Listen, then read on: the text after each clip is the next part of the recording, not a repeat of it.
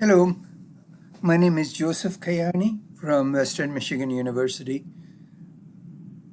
Today I'm going to talk about a paper I submitted to ICA. ICA's theme for 2020 was Open Science Principles and their application to the communication discipline. And in my paper, I argue that conceptual clarity is one of the very important things that we should pay attention to advance the objectives of one of the open science schools in the public school. As we know, there are 5 major open science schools with their own unique focus and unique emphasis.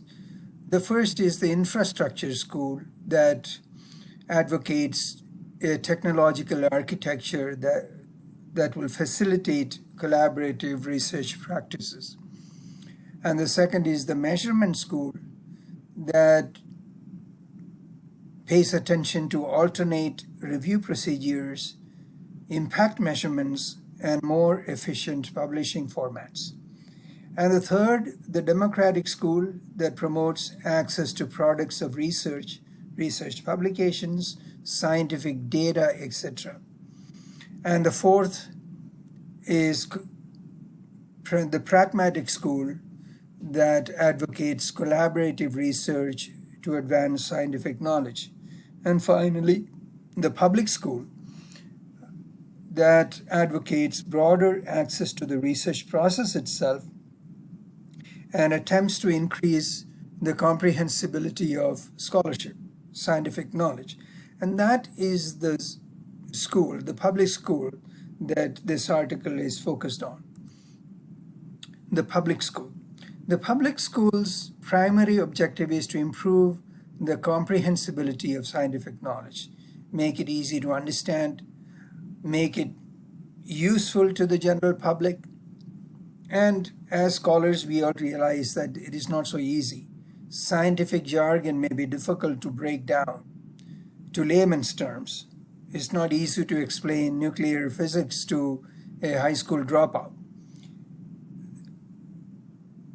Granted that it is difficult to do that, I think we as communication scholars have a greater obligation to make our scholarship comprehensible, because as communication practitioners, we keep telling our students to pay attention to audience needs and comprehension levels. And additionally, we should also remember that we are not always talking about making scholarship comprehensible to those who have absolutely no knowledge of our field, but to other scholars in related fields and other scientists like us. So it is not as difficult as it is made out to be. Here is a quote from Cribb and Hatomo, who suggests that scientists spent relatively little time and resources to share knowledge to the public in a format adapted to the society's needs, although a great deal of the research is funded by public money. So perhaps we have an obligation to the public to make our research findings available to them and understandable to them. And so this, the central argument of this paper is this: to increase the comprehensibility of scholarship, we have to begin with an inward glance. We should try to define and clarify foundational concepts in ways that help build connections with other areas of learning. So now turning attention to the communication discipline itself. We are not the oldest academic discipline, but we are one of the very complex disciplines. We include everybody under the communication umbrella. Take, for instance, a quote from McQuaid and Windal.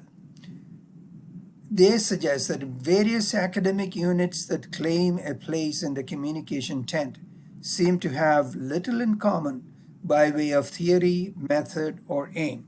this is probably very true, because the diversity in our communication umbrella, communication tent, is incredible. Consider, for instance, for a brief moment, imagine a college that houses biological sciences, nursing, dentistry, anthropology, cardiology, psychiatry, economics, and so on. And let us call it the College of Life. College of Life is an all-encompassing label that arguably includes each one of them. But the label does not adequately represent any one of them. This is probably the situation we are in.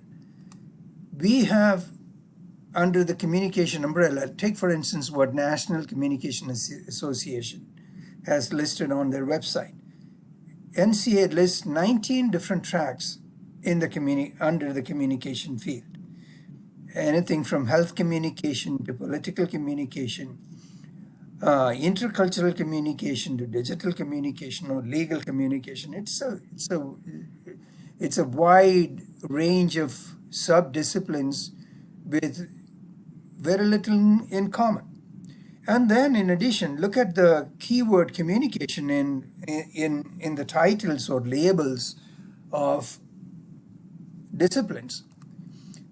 There are so many of them that use the communication label as a part of their name, like marketing communication, electrical communication, that they are not part of our discipline, but they still use the word communication. And if you do a search of academic journals in any library, you will find over 7,000 academic journals with the term communication in their title. And most of them have very little to do with us. And in addition, look at this. Even the programs that we offer in the schools of communication, colleges of communication, those do not actually contain the word communication, journalism, film production, advertising. And so this is a very confusing mix of labels. So this is why I'm sure that many of us can relate to that. Many of us, when we tell somebody that we work in a college of communication, the next question they ask is, so what do you do? So there is a great deal of confusion about our discipline, our field, our academic focus, because of the complexity of our field. So what we have is a labeling problem. And this problem is not just limited to to communication. It is probably a problem faced by most social sciences. We tend to use the same conceptual label to refer to different phenomena, and we use different terms for the same concept. Here is a quote from Locke. He says, "The major factor retarding progress in our field, and almost every intellectual field today, has been the use of sloppy, careless, or subjective definitions." So my argument is this, that before we can build conceptual bridges, we must pursue conceptual clarity. And in our case, we should probably, if we want to really claim our own academic space, we must consistently define our field and own the concept of communication. Well, of course, it is easier said than done because we are not trying to rewrite history. But in the future, as we may become more and more complex and specialized, we must probably spend some time redefining, clarifying fundamental concepts. Conceptual labels must indicate the necessary and sufficient attributes. And sometimes historically, new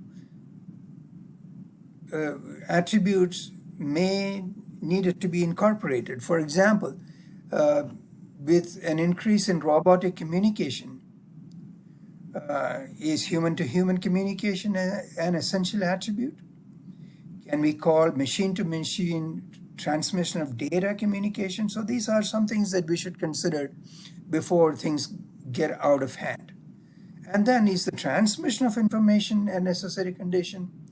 Can internal thoughts be considered communication? You know, So these are some of the questions. These are some examples of questions that we should consider as the discipline is changing and as the discipline is becoming more complex. Now turning attention to another concept that is fundamental to our discipline is information. This is another key concept for our discipline. And this concept has a long history. This has been a key concept for several academic disciplines. It is a central concept for computer science, engineering, artificial intelligence, cybernetics, genetics, ecology, molecular biology, linguistics, information systems, informatics, and so on. And for us communication scholars, it is also a key concept in theories such as uncertainty reduction theory or social information processing theory. But then let's ask ourselves, how have we defined information? Have we defined information at all? Or have we just taken it for granted that it is another synonym for message that is usually found in the communication models? Probably that is true. We have not considered it worth elaborating on this concept. And what is the advantage of elaborating it from the perspective of communication scholars, you might ask? We need to understand information in the context of the long history of this concept. Philosophers like Aristotle and Thomas Aquinas have defined it 20-some centuries ago, when Aristotle made the distinction between form versus matter, or when Thomas Aquinas made the distinction between body and soul. Implicit in them, in their definitions, was the idea of information.